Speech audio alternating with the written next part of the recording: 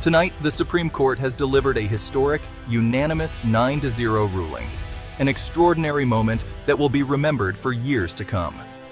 This landmark decision fundamentally reshapes the way firearm seizure laws are interpreted and enforced across the United States, setting a new precedent for courts and law enforcement agencies nationwide. For the first time in our nation's history, the court has established a clear national standard for when law enforcement officers can temporarily remove firearms from individuals who are deemed to pose a significant and immediate danger to themselves or others. This sweeping decision brings an end to years of uncertainty and confusion, which stemmed from a complicated patchwork of state and federal laws that often conflicted with one another and left both citizens and authorities unsure of their rights and responsibilities. The ruling directly addresses the highly controversial red flag laws, which have sparked heated debates in communities across the country. Now, the Supreme Court has provided a constitutional framework that aims to balance the urgent need for public safety with the fundamental protections of the Second Amendment. Police departments, responsible gun owners, and entire communities will feel the immediate impact of this decision. Law enforcement agencies will need to update their procedures, while citizens will see new guidelines for how and when firearms can be seized in crisis situations. The court's rare and powerful consensus, every justice in agreement, signals a pivotal shift in the ongoing national debate over gun policy and underscores the gravity of the issues at stake. In the coming moments, we'll break down exactly what this ruling means for you and your community, examine the case that brought this issue before the highest court, and explore the legal reasoning that led the justices to their unanimous decision. At its core, this is about preventing tragedy, protecting lives, while also upholding the constitutional principles and freedoms that define our nation. The court's decision seeks to strike a careful balance between safety and liberty. As these new standards take effect, the debate over gun rights and public safety will undoubtedly continue. But one thing is clear: the legal landscape surrounding firearm seizures has been fundamentally and permanently changed. Tonight, we'll explain how America's firearm seizure laws have just changed forever, what it means for your rights, and what comes next in this new era of gun policy and constitutional law. The idea of temporarily seizing firearms from those posing a danger isn't new, but its modern form has evolved. Federal law has long prohibited gun possession for those formally adjudicated as mentally ill, but this left a dangerous gap for those in crisis. States responded by passing red flag laws, allowing courts to temporarily remove firearms from individuals showing clear warning signs. These laws created a confusing patchwork with varying standards and processes across the country. The rise of untraceable ghost guns further complicated enforcement and regulation. Legal battles over these issues pressured the courts to clarify the boundaries of the Second Amendment. Conflicting lower court rulings made it clear only the Supreme Court could provide a definitive answer. The justices had to decide if temporary seizure laws could coexist with the Second Amendment and what safeguards were required.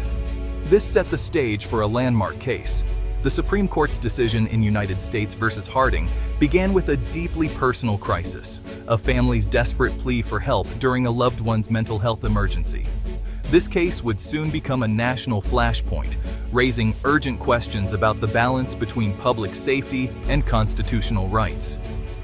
Mark Harding's family, fearing for his safety and the safety of others, turned to their state's red flag law.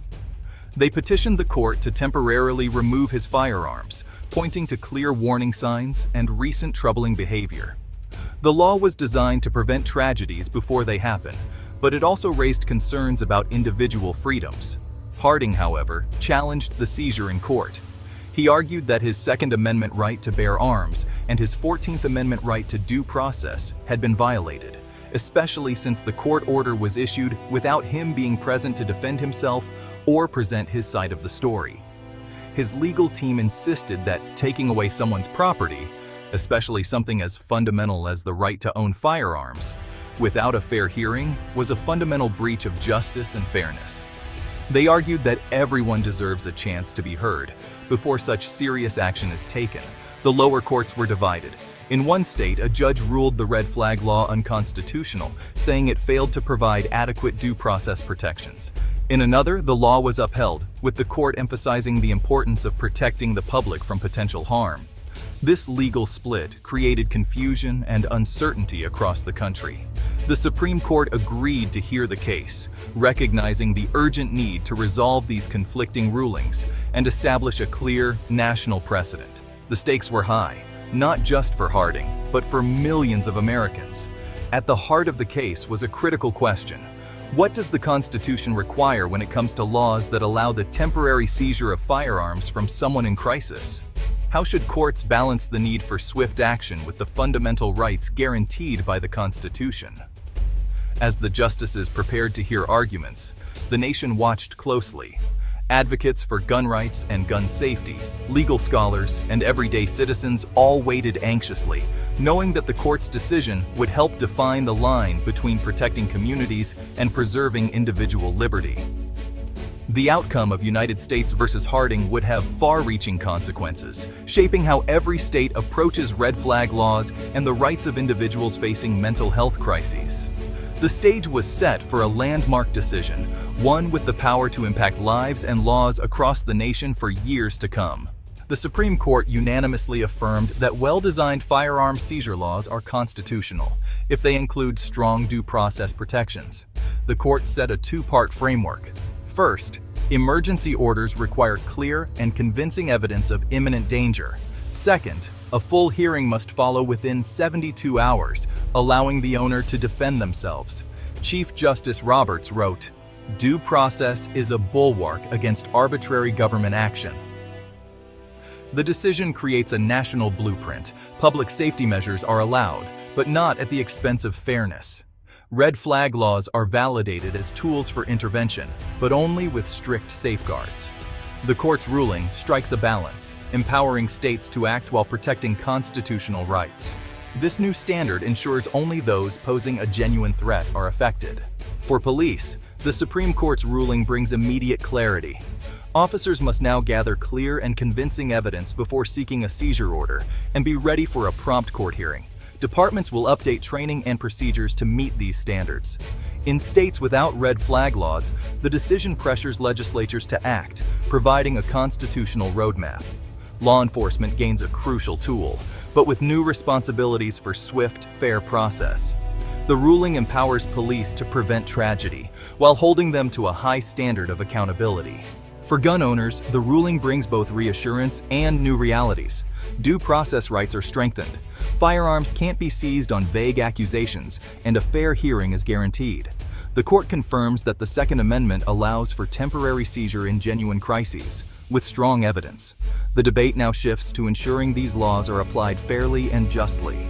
The decision encourages responsible gun ownership and proactive intervention by families and communities.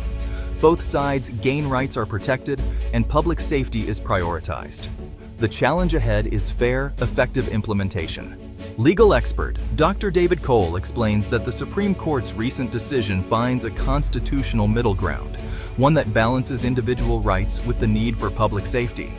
This ruling is the result of years of legal debate and careful consideration by the justices, who sought to clarify how the Constitution applies to modern concerns about gun ownership and violence. Your right to own a gun is recognized as fundamental under the Constitution, but it is not without limits, especially when there is credible evidence of real, immediate danger to yourself or others. The court emphasized that while the Second Amendment protects gun ownership, it does not prevent reasonable restrictions in situations where safety is at risk. The government, under this decision, must present strong, convincing proof before taking away someone's firearms.